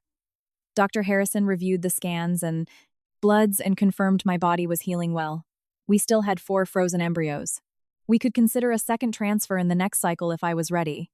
He detailed the success rates, the risk of recurrent miscarriage, and the extra blood tests required. I listened to every word. David sat next to me taking notes. He didn't ask questions on my behalf. He didn't interrupt. He didn't declare whether we would continue or stop. When Dr. Harrison asked if we needed time to think, David turned to look at me first. That single look made my heart sink slightly. Previously, David controlled everything from hiding his diagnosis to trying to shield me from the IVF fallout, trapping me in his love. Now he was learning to wait for me to speak, his eyes tense but patient. I placed my hand on the folder and asked a few clinical questions about progesterone support and work schedules. Once satisfied, I said, "I want to try." One more time. David froze. Dr. Harrison looked at him, but David just bowed his head, gripping his pen until his knuckles turned white. Leaving the clinic, David walked slowly beside me. Nearing the cashier, he said, "Sophie, can I say one thing?" I stopped. He looked at the folder in my hands, his voice low. "If it doesn't work this time, can we stop? Not because I don't want a child. I do. I really do, but I don't want you to keep going through these losses." I looked at him, and this time I didn't get angry. Because he was asking, not declaring. That difference was massive to me. "I don't know how much I can take either," I said truthfully. "But if it fails, this time we will sit down, listen to the doctor, and decide together. No one suffers in silence. No one gets to play the lone hero." David nodded, his eyes red. "Okay, I promise." I looked at him and suddenly asked, "If in the end we don't have a child, will you be able to live with that?" He was quiet for a long time. This was the man who, out of terror of this exact question, had hidden a medical file for 3 years. So his silence didn't surprise me, but when he looked up, his voice was rough but clear. "I don't know if I'll be okay with it immediately, but if I have to choose between having a child at all costs and keeping you healthy, I choose you." That hurt more than it brought joy, because I knew how long a road he had to travel to be able to say it. I didn't reply, just turned to pay the clinic fees. David silently handed the receptionist his card, but before she tapped it, he whispered, "Let me pay this one, if you don't mind." I looked at him and let out a faint laugh. "Go ahead. It's your faulty genetics."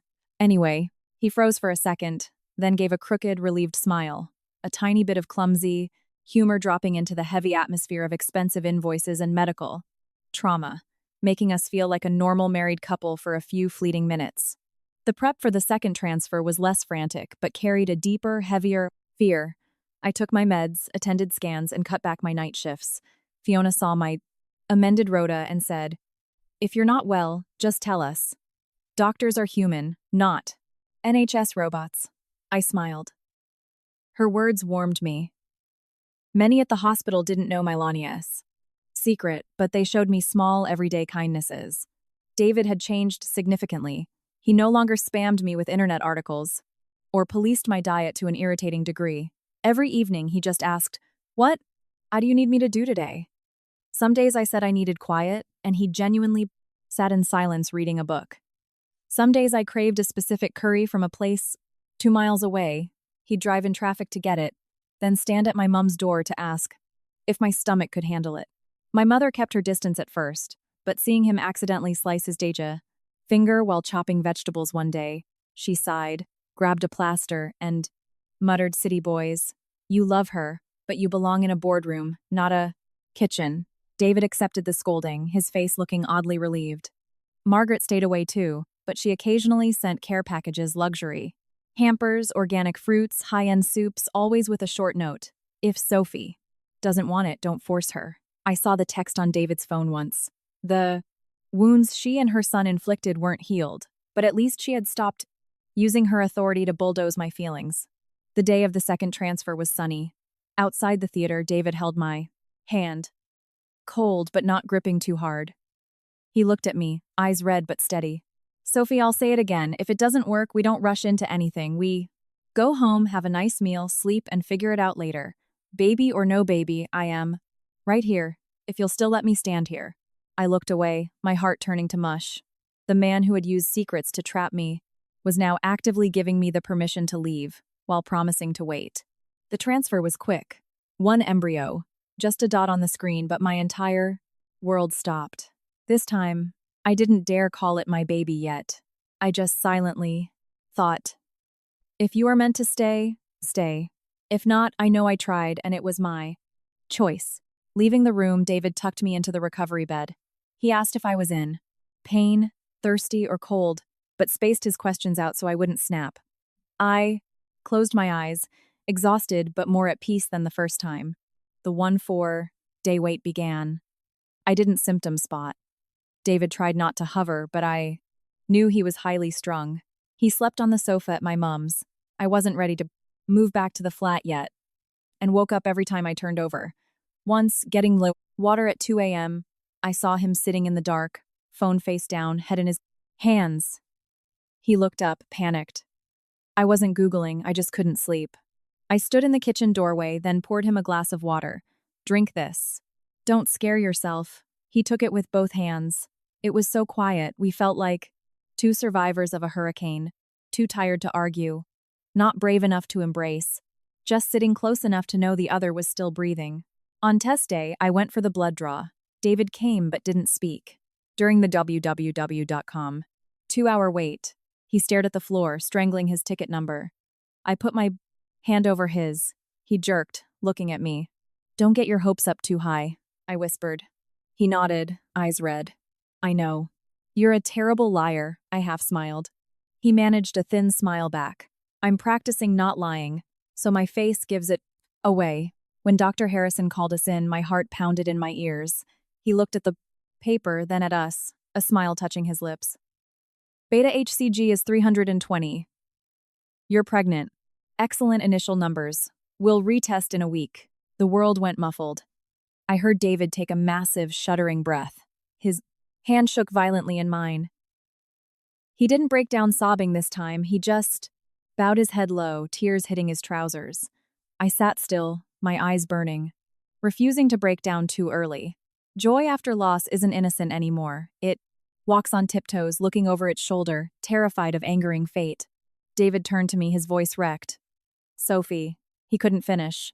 I looked at the man who had handed me a medical file on our wedding night, now trembling at a number that could rewrite our lives. The hatred had faded. I squeezed his hand. Let's just go home, I said calmly. Don't celebrate too loud. It's a long road. He nodded frantically, wiping his face. I know. I won't celebrate loud. Just quiet celebration. His clumsy words made me laugh. A real echoing laugh in the corridor of a fertility clinic. After so much pain, it was the first time I laughed without feeling like I was betraying my past grief. Walking to the car, the London sun bounced off the windscreen. David opened the door for me as if any sudden movement would shatter the good news. I looked back. At the clinic, a building where so many walked in with hope and left with vastly different fates. The divorce papers were still at my mum's. The wedding night, Scar was still in my heart. But in my womb, a life was confirmed by a number. I didn't know if this baby would stay, but if it did, it would enter a family built on many fractures. Yet, from this moment on, no one was allowed to build it on lies. David drove agonizingly slowly back to Croydon. Normally a confident driver, he now braked for imaginary potholes and stopped at green lights that looked like they might turn amber. A white van man beeped and swore at him. I held my stomach, wanting to laugh and cry at the same time. Can you drive normally? It's a blood test, not a fully grown baby in the back. Seat. He glanced at me, completely serious. Better safe than sorry. That caution followed us inside. He held my elbow over the doorstep as if I'd just had major surgery. My mum frowned from the kitchen. David, she had a blood test. She's not an 80-year-old woman. You'll trip her up hovering like that. He let go instantly, looking incredibly guilty. I laughed, and my mum stared at me for a long time. She didn't ask the result immediately, afraid of popping the fragile bubble. I handed her the printout. She read the positive line, and her eyes flushed red. She put it down, turned to the sink, and washed her hands for a very long time. When she turned back, she was composed. Now you need proper food, but don't get ahead of yourselves. Listen to the proper doctors. It sounded harsh, but I knew she was protecting me. We had all learned class to celebrate small. For the first time since finding out, I woke up every morning remembering there was a life inside me. I didn't download pregnancy apps to see if the baby was the size of a poppy seed or an apple. I was too scared. I took my meds, avoided night shifts, ate well, but didn't talk to my bump. David, however, couldn't hide his anticipation. He put a calendar on the fridge, circled the 6, 8, and 1-2 week scans and wrote, "Do not Google, ask the doctor." I laughed. "Are you reminding yourself or me?" He paused, pouring water. "Me. Mostly me." My mum chuckled. "Good. A man who knows he's an idiot can still be saved." David smiled sheepishly. The Croydon kitchen suddenly felt bathed in a gentle light. Not perfect happiness, but peace. A week later, the HCG had multiplied perfectly. David read the printout 10 times. Dr. Harrison laughed. "Reading it won't change the number, David. Take her home, don't stress her out." By the lift, David asked softly, "Do you feel a bit lighter?" "Yes, but I'm still terrified," I admitted. He nodded. "Me too." Those 2 words. In the past, he would never have admitted fear. Now, naming his fear made it less monstrous.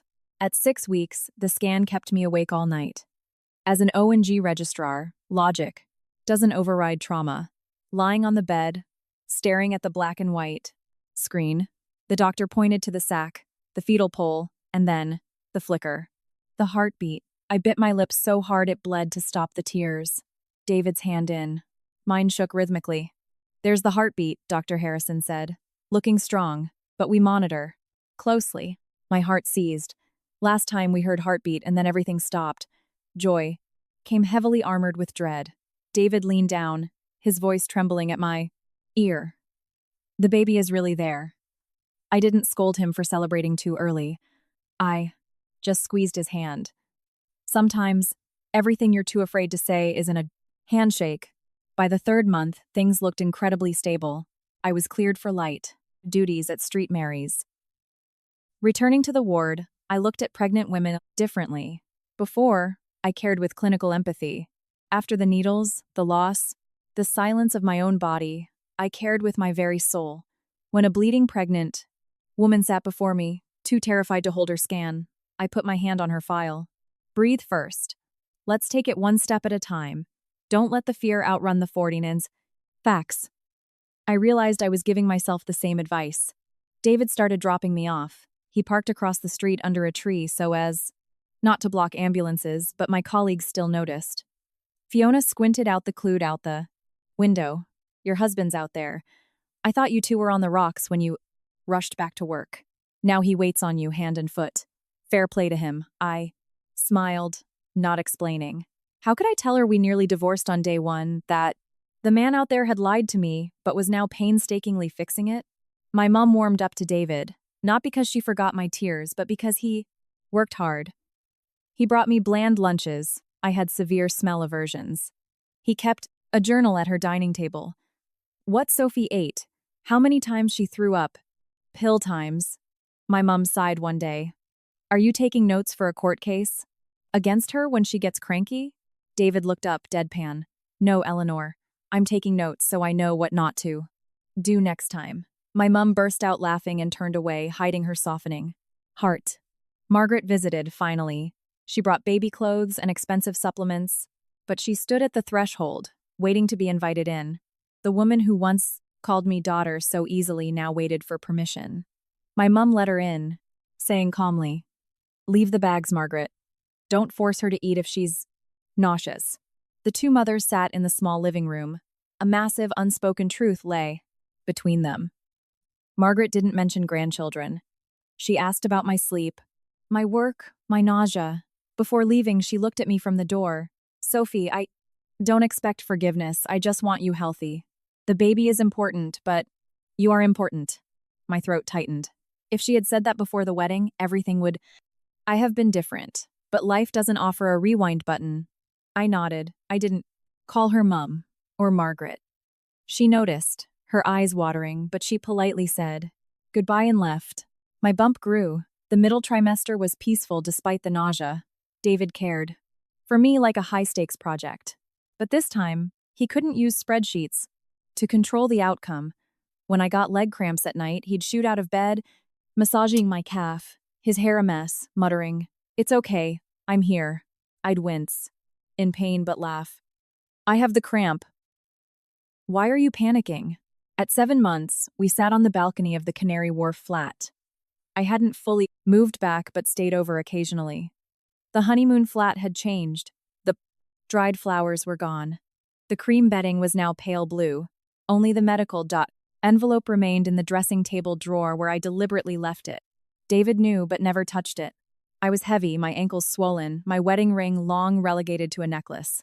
David had built a pregnancy station in the corner, a maternity pillow, massage, oil, water, crackers, a hot water bottle, and his little notebook. I joked that, if he managed his clients' portfolios like he managed my calcium intake, they'd all be billionaires. He looked up from rubbing my swollen feet. "If a client loses money, I can make it back. If you get sick, I have nothing to replace you with." In the past, that would have melted me instantly. Now, it still warmed me. But I didn't lose myself in it. The wedding night scar still twinged when the weather turned. When his relatives called to ask why there was no baby news, Margaret intercepted them sharply. "Leave the kids alone to plan their own lives." Hearing that, I felt a shift. The woman who prized face over truth was now guarding my peace. Not every wrong can be erased by a right, but a repeated right makes it harder to walk away. At 8 months, I went on maternity leave. Fiona handed me a bag of oranges as I left. "When you deliver, send us a photo. Just don't name the kid Street Mary out of loyalty." I laughed until I cried. The hospital that had been my escape from my wedding night, my anchor through the betrayal, was now waving off a mother-to-be. The flat filled with baby things.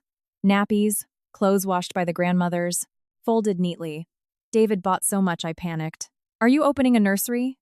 Supply shop?" I pointed at 50 muslin cloths. He looked dead serious. "What if she's a sickly baby?" My mum, visiting, laughed so hard she had to lean on the wall. Margaret chuckled, too, then wiped a tear. In the final weeks, I couldn't sleep. One night, I realized David wasn't in bed. I waddled to the living room and saw him on the balcony. On our wedding night, he had smoked out there. Now, the cigarettes were gone. He quit after the second. "Transfer." I walked out. He spun around, panicked. "Why are you up? Are you in pain?" "No," I said, leaning on a chair. "Can't sleep?" He sat next to me. "I'm terrified." "Of what?" He looked at my bump, his voice breaking into the London wind. "I'm terrified of you being in agony during labor. Terrified of complications. Terrified. Something happens to the baby and I can't do a damn thing." I touched my stomach, feeling a kick. "Labor hurts, but if you panic, I'll have to worry about you too." He laughed self-deprecatingly. "I know. I've tried to be calm, but I can't." Looking at his face, my heart softened completely. This man had lied out of fear, hidden his illness out of fear, and dragged me into a half-truth marriage out of fear. Now he was still afraid, but he was saying it out loud. A person doesn't shed all their flaws overnight. What mattered was that he was no longer using his flaws to hurt others. A week before my due date, my waters broke. It was 9 p.m. I stood up from the Tate of Lee's sofa, and a warm rush hit the floor. David, peeling a pear, dropped the knife. "And the fruit. Are you in pain? Blood?" He was ashen. I held the chair, tense but amused. Waters broke. "Get the hospital bag." He spun in a circle, totally lost. My mum marched out of the spare room. "Bag by the door, notes in the front pocket. Help her walk, don't carry her like a sack of potatoes." Margaret was called. She was crying so much my mum took the phone. "Margaret, calm down. Get to the hospital, but do not cry in front of Sophie." David carried me to the car anyway. In the lift, he held me rigid, muttering, "It's fine, we're going, it's fine." I was having contractions, sweating, but managed a weak laugh. "David, I'm the one having the baby. Breathe. They'll admit you as a patient first at this rate." He looked down, eyes red. "Glad you can still make jokes." The drive to Street Mary's felt eternal. He drove carefully, terrified of bumps, but desperate to hurry. My mum sat in the back with me, holding my hand, counting my breaths. "Breathe, Sophie. Squeeze my hand, don't bite your lip." I squeezed so hard I must have bruised her. But she didn't flinch. David checked the rearview mirror constantly, his eyes red, before snapping back to the road, as if the world would end if he blinked. At the hospital, I was rushed to the delivery suite, the pain of labor stripped away all my medical knowledge. I had told countless women to breathe, to push, to listen to the midwives. Now, I just wanted to cry. David tried to follow me in, but the nurses held him back temporarily. He stood at the doors, pale as a ghost. I looked at him through the closing gap. "Don't cause a scene," I gasped. He nodded, looking like an abandoned child. Labor lasted 6 hours. At 3 a.m., my daughter was born. The first cry was deafening, cutting through the sweat, tears, and clinical lights. I lay, exhausted, my body no longer feeling like my own. But hearing that cry, tears streamed down my face. The midwife brought her over. A girl, 8 pounds 4 ounces. Wonderful lungs! I looked at her red, wrinkled face, eyes squeezed shut. She wasn't a beautiful, advert baby, but she was mine. The child who survived the lab needles, the loss of her sibling, the agonizing waits, and finally stayed. Outside the ward, hearing the cry, David collapsed. My mum told me later that, when the nurse came out to say mother and baby were fine, he sat on the floor, head in his hands, bawling like a child. Margaret cried too.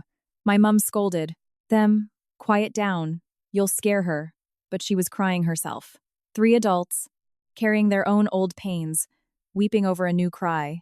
When I was wheeled into recovery, David rushed to me, warned by the nurse to walk slowly.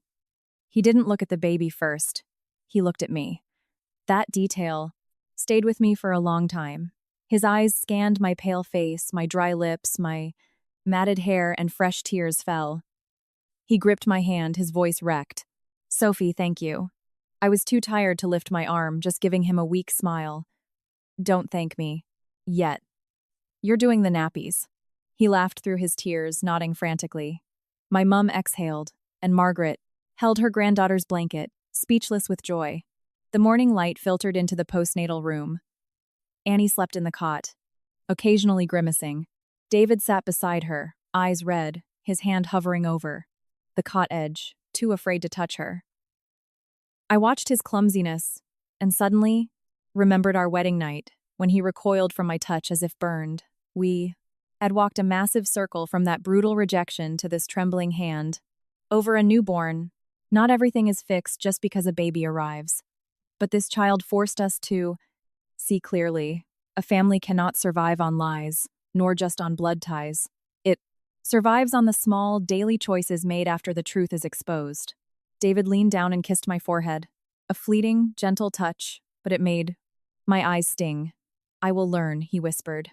"Whatever I don't know, I'll learn. Whatever I broke, I'll fix.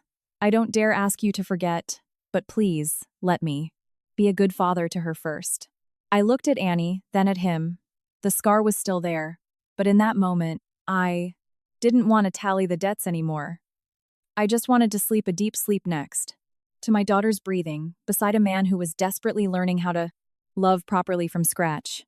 But as every mother knows, deep sleep is a luxury. Annie had a deafening cry and an atrocious schedule, angelic by day, but come midnight, she wailed as if we had committed treason. David barely slept the first month. The second she cried, he shot out of bed, scooped her up awkwardly, and paced. "Daddy's here, Annie. Daddy doesn't know what he's doing, but he's learning." That became his catchphrase. "Daddy's learning? Nappy on backwards?" He fixed it. "Formula too hot?"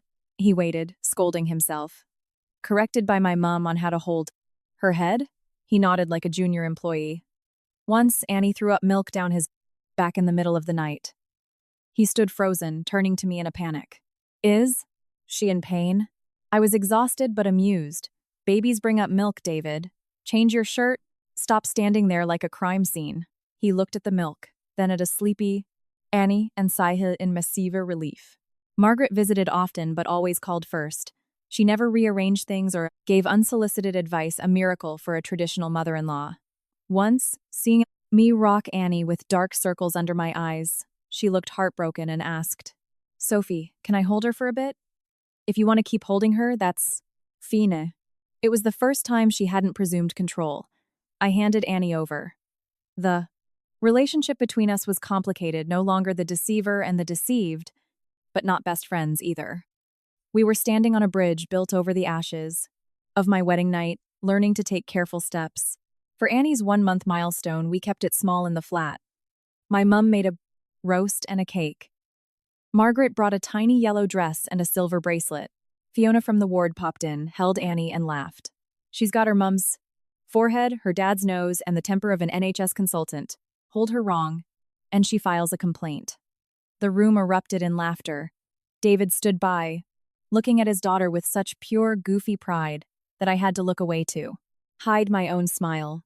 That night, after the mums left, the flat went quiet. David was bathing Annie. Under my strict supervision, treating the baby bath like a bomb defusal, Annie kicked, splashing water everywhere. David panicked. Annie, don't kick, Daddy. Might drop you. I leaned against the doorframe, tired but smiling. She's a month old, David. She doesn't understand English yet. He looked at her, deadly serious. I'm setting the boundaries early. She might understand. Annie responded by blowing a saliva bubble. We both burst out, laughing. The sound of our laughter bouncing off the bathroom tiles was so warm it made my ficos heartache. Watching them, I remembered the man by the lift on our wedding night, telling me to read the last page. I had thought my marriage died before it began, but life is strange. A terrible beginning doesn't guarantee a tragic end, provided the people involved have the courage to face their ugliest parts and fix them, day by grueling day. I don't encourage anyone to stay in a web of lies out of pity, and I certainly don't believe a baby can fix a broken marriage. What kept me here wasn't David's tears or the Canary Wharf flat, or even baby Annie. It was the fact that, after everything, he learned to put the truth ahead of his fear, and I learned to love without ever surrendering my right to choose. David turned, seeing me at the door.